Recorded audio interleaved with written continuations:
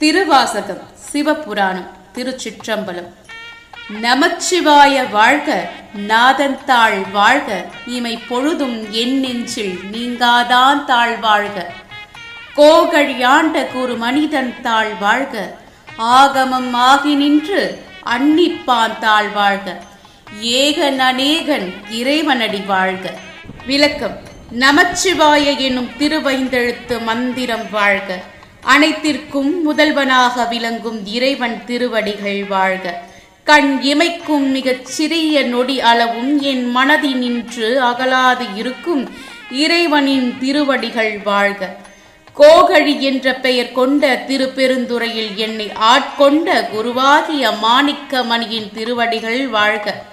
வேதங்களின் பொருளாக விளங்கி தன் அடியார்கள் பக்கம் மிக அருகில் வந்து இனிய அருள் புரிபவன் திருவடிகள் வாழ்க. ஒருவனாகவும் பல உருவினனாகவும் உலாவரும் இறைவனின் திருவடிகள் வாழ்க.